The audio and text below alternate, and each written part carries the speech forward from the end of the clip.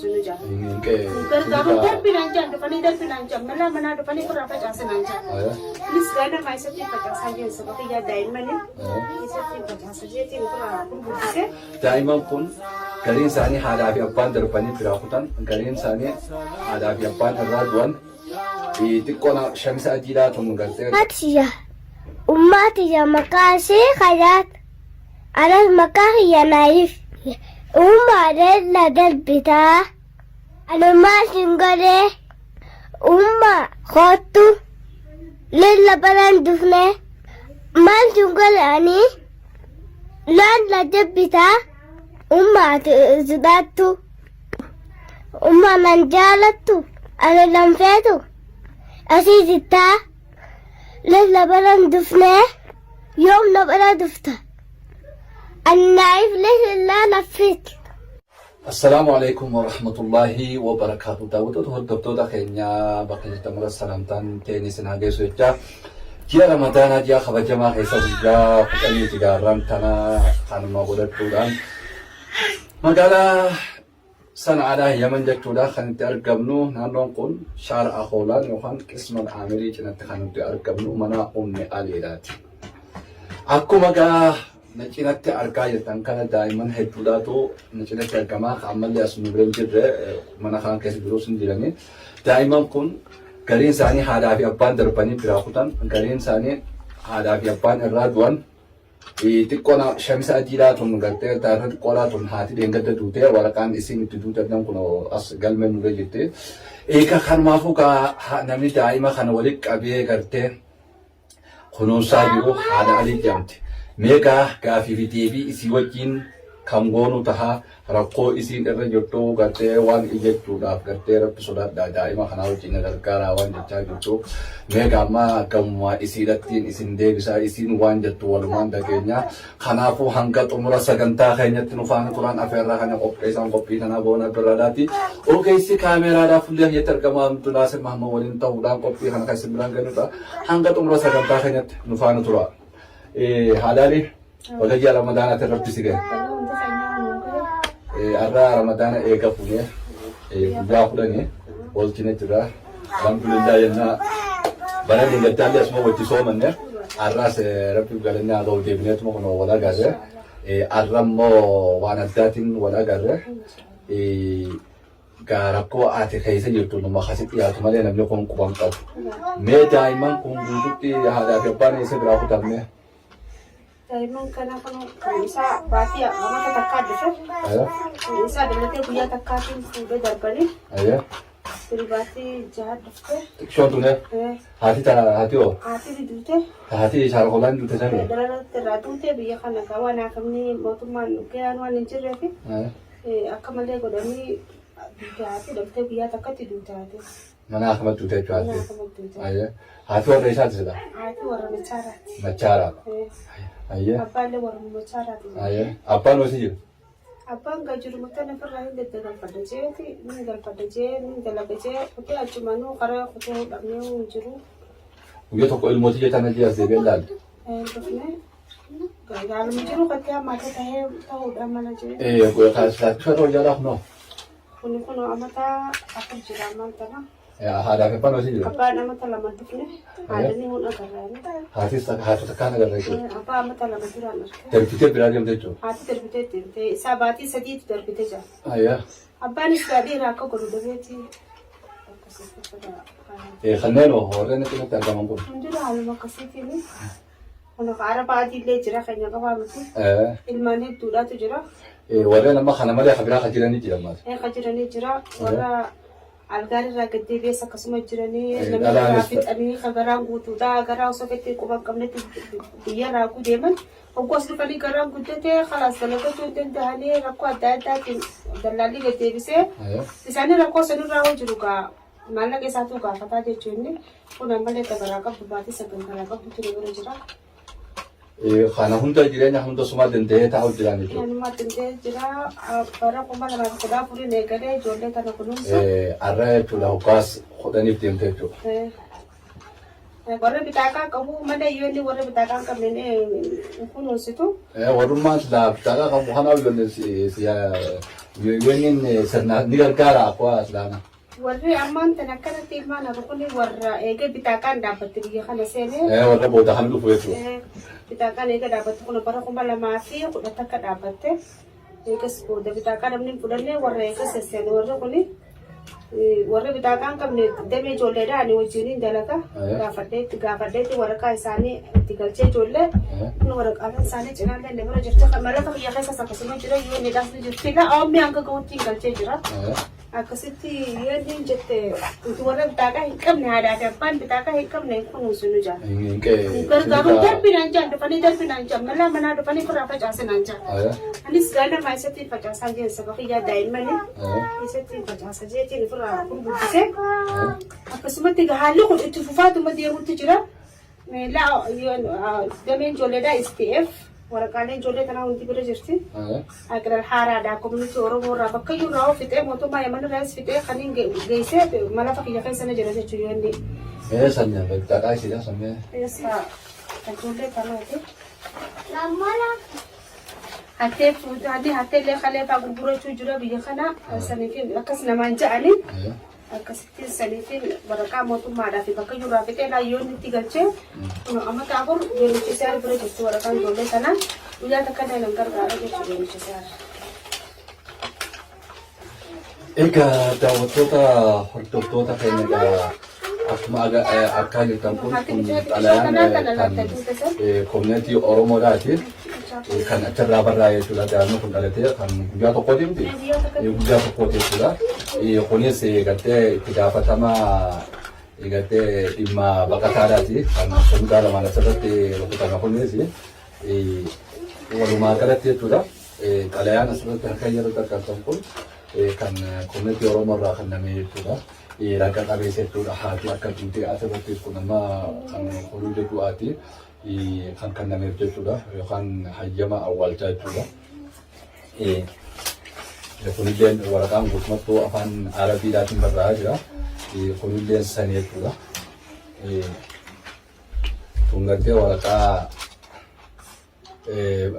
bakka isiin xiyyaatee jechuudha oomisha sabeen kun mana yaalaa sabeen jechuudha. Afaan Oromootti mana yaalaa sabeen guddaadha yookaan afaan Arabaatti oomisha sabeen dhalateetu daa'imni sun dhalateetu kun xalayaan kan isaaniiti jechuudha. Egaa daawwattoota hordoftoota keenya gaaffii deebii haadha Alii wajjin taasisaa jirru ammallee akkuma itti fufeetti jira. Akkuma argaa jirtan daa'imni shamisii adii osoo qabdu kun ji'a tokkotti guyyaa tokkotti haati irraa duute jechuudha. Amma achi as geemeeqa? Arraa haati irraa duute ji'a sagalee.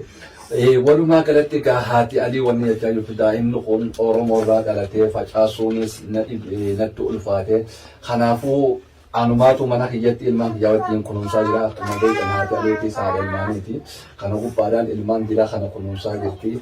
Kanaafuu egaa haalli an keessa jiru ilmaan kanaa wajjin hedduu natti ulfaatee jira. Na dhaqqabaa na bira dhaabbadhaa dhagaa hawan isin jechaa jirtu. Mee ammallee gaaga'ummaa isittiin isin deebisaa. Dhimma akkumarraa baasan jedhanii gaamee waan isin jettu walumaan dhaganya. Mee gaammaan tan akka ati jechaa jirtu daa'ima dila kanaa wajjin ilmaan kiyyaas amma ilmaan kiyya ammas keessaa hundi jirani. Kanaa wajjin ammallee dubartii garaa qabdu tan daangaarraa gad deebitee saaruu qaamee gamtee tunis hedduu jira. Kan hunda walii qabeetiin jiraachuu jiraati. Oromoon na qofaa miti rabbi sodaadhaan cinaa dhaabbadhaan ammati kan ammaa jechaa jirtu jechuudha. Mee kanarratti uummataan maal jechuu feeta? Ummata waan hin jiru akkuma Oromoodhaa as keessa akkuma itti dhuftee jirti. Itti biyya lolaati. Gaafa jireenyi nagee ani nama akka leedhaan hin geenye kophaatti jaalas hin geenye ilmaan kana. Ammaan kana gaa namni heddummachaa dhufaa jira. Nama kana gaddeebi hin jettuuni. Agaraa qabdu dhufaa ta'e ilmoo jiituun deemtuu jira waan aannan obaastu hin qabne bakka ciibsitu hin qabne. Yani akkaan jiruun dhabeetiin gaa jireenyi biyya gaafa dachee nagee ani jiraachise ammaa harka xiyyeerra fudhate. Amma iyyachuu keeti jechuudha. Caljee gurra cuqaalla cuubaas ni dhufti. Yoo ni cisee ariin dadhabee midhaan ta'ee masqalli ni dadhabee gargaarsa illee na dhaqee na jee naa midhaan. Nallee gargaari naada warra isaanii barbaadeeti warra biyyaa ganamni bakka biyyaa bee hedduudha warra isaanii maqaa isaanii warra isaanii hunda maqaa na bira jira warra biyya isaanii barbaadeeti ganda isaanii isinii kanna akkasitti narraa galchaallee hin jee gargaarsa ibsinirraa barbaadu narraa galchaadhaan jee na jala callisanii liyooniinis akkasitti calliftee akkasitti kaniin amma hanqala qofaa miti kaniin ergellee ni jira qayyoon illee quba qabdu Jabuutitti illee taqabanii hidhaa jirtutu jira quba qabdu Jabuutidha akkasitti ta'eedhaa jirtu jira samboota illee kun abgaanfanii illee kaniin galchanii jira kanii warra arku akkasittiin jalaa galchaa jira dallaa maallaqa kafalee warra arkoo warra dhali biraan gahee jira jechuudha. Kana ammoo warra isaaniillee arkeeti warra isaanii arkee namarraa odeeffadhee haadhati jaan haadhati jaan barbaadi je'eeni leellisaa jedhanii abbaa isaati barbaachisee haadhati jaan haadhati jaan barbaaddee deeytee haatummaan akkoon abbaadhaa. والله كنت سوف ندمه جتة ده بس أيوة تجاف كان لتنات الأرضيني وبيجاك غلطية ماركة تخلو دافكة ورا ساني بسنا نت الأرضيني أنا عارف أم فاهم قرر نت الأرضيني جتة أنا أيوة تجان هذه دلته تربيته أبغى أنا دلته أقول لنا كزتة أقول لنا هذا تجان كزتة أنا ندمه نت الأرضيني جيلي جتة أكيد تقولي جيلي Egaa daawwattoota hordoftoota keenya egaa akkuma isin jechaa jirtan waliin agarraa rakkoon kun kan namni tolcheen tureera guddaani. Maaliif tokkoffaadhaa namni tokko eega gartee heerumee gaa'ela jireenya bultii dhaabbate ilmoon dhufuun waan hin oolamne. Itti yaadamee immoo gartee eega bultii horatan ilmoon kan gartee kunuunfamanii ilmoo wajjin jiraachuun barbaachisaadha. Ammoo ilmaan dhalanii haruun faashina ta'ee jira magaalaa tana keessatti. Deebanii ilmaan haraman kun deebanii nama kana rakkisaa jiran jechuudha. Kanaafuu gaa rakkoon kun tanama tolcheetiin taatullee gaa daa'imni kun bilii hin qabu.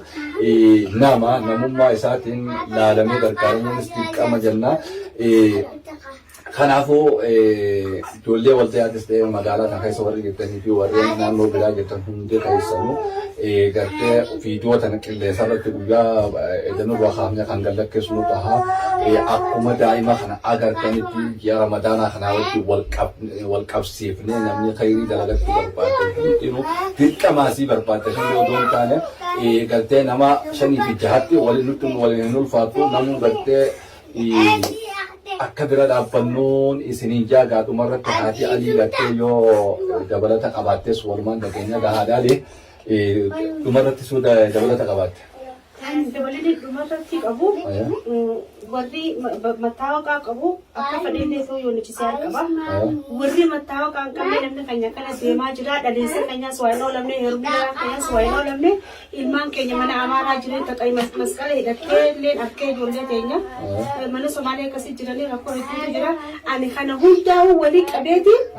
Warra mattaawaqaa hin qabne yoo hin daleenu jettee gaafadheetiin jira koominitiin tokko ragaa naabaati saaliyaan dura teessoo teenyaa irratti fayyaafannuu fi afaan siitiin deeqee gaafatte yenni afaan siitiin kun sanaa keessa jirti afaan siitiin deeqee gaafattee dura teessoo koominiitiidha khayral qaanuun jedhanii biyyoonni baran jechuudha khayral qaanuun warra bitaaqaa qabnu nuti gargaaruun jedhanii jechuudha. Akkas jedhanii kun saaliyaan nama jiru gaafachuu dandeessanii akkasittiin gaaluutiin gaa'isaan khayral qaanuun yoo jaannuti khayral qaanuun jechuun dandeenyu kuffoo keenya lafeteenya akkasumatti ilmaanii wajjin walii dalagachuu dadhabee mana keessallee akkasumatti taa'uu jira. Kan ilmaan itti cufanii deemanii rakkoo gurguddaarallee gahu ni jira. Ani fuulduraaf akka inni fedhu sidaa bakka takkanaaf godhanii bakka guddoo haadhaa shabbaan irra jirres kun ogaa qabaatu hin jira bara kudhanii ittiin jira sanis itti fufaa.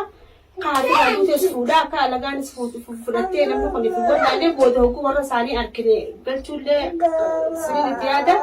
Warrummaa mana keessa rakkachaa jiru ammas. Warri mana keessa rakkachaa jiru. Ilmaan ishee dalagachuu dadhabee kan irti biraa deemte dhalaan xiqqoo miti jechuudha. Xiqqoodhaa miti jechuudha. Dhala kudhanii guyyatti na dhufee booyaa jechuudha bakka kanatti. An kana dadhabeetiin jira. Ani mana tokko guddaa yoo naa godhanii warra haati jirtullee irraa qabee guyyaa dalagachaa oolanii galgala dhufanii fudhatan. Fuulduraaf an akkasii barbaada jechuudha. Akka namni beelaan hin saaxilamne ilmoodhaaf jecha. Garbiinsillee hin guddanne. Garbuu kana wanni guddisee dalagata dhabaa fi namni waa namni bineensuun ilmoo ni beeka. Nama dhiisi.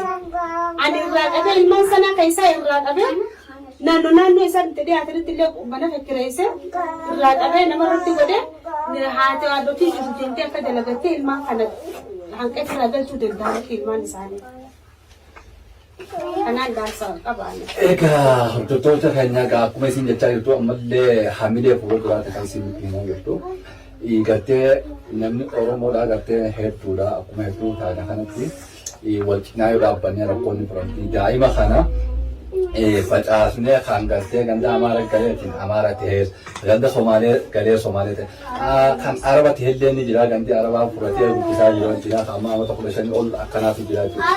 Kanaaf gaa walumaa galatti Oddoo gargaarsa harkadhee Oromoo irraa gama yoonichise harii waan hin dhabee jiruuf gama Oromoo irraa harkadhee mana tokko bal'aallee naa godhanii daa'ima kan oolmaa daa'immanii fooyyeessee haadholeen tun daa'imman kaayyattee deemtee carraaqqattee ilmaan kana akka guddifattu filaa godhuun hin danda'a. Kanaafuu harki kiyyaas qallaadhaa. Kanaafuu yoo na bira dhaabbata wanni kun rakkoon inni furamaa waan jettu kaaftee kanaaf hunda keenyaa ol nu gaafachiisa. Egaa daawwattoota hordoftoota keenya egaa qophii har'aan gama mana haadha Alii Ramadaana guyyaa 10 sababeeffannee achi dhaqnee goona kanuma fakkaataa ogeessi kaameeraa kiyyaa Abdunaa Sababaanii qopheessaan qophii kanaa goona birraa. Kanaafuu egaa akkuma jalqaba isin jannatti gartee dhimmi kun dhimma keenya hundi keenyaaf alaati keessa bakka adda addaa Oromoonni jirtan video kan isin biraan gahuu teenya isii tana bira dhaabbata daa'ima kana wajjin akkan saaxilamne dhugumatti yooma isiin tun otoo daa'ima kanatti kan daa'imni kun tuuti addamu faca'ee jechuudha. Kunis kalee keessaa gurguratanii kanaafuu waa hedduudha oolchitee akkuma isiiniif dandeessite waa hedduu oolchitee amata meeqaa siin geesse bara 2014 irraa akka lakkoofsa faranjiidatti eegaltee har'a amata 10 yaana. Kanaafuu bira dhaabbadhaan dhaamsa qophii keenyaa kan xumuraatiin isin ijaa. Wassalaamu alaikum wa rahmatullahi.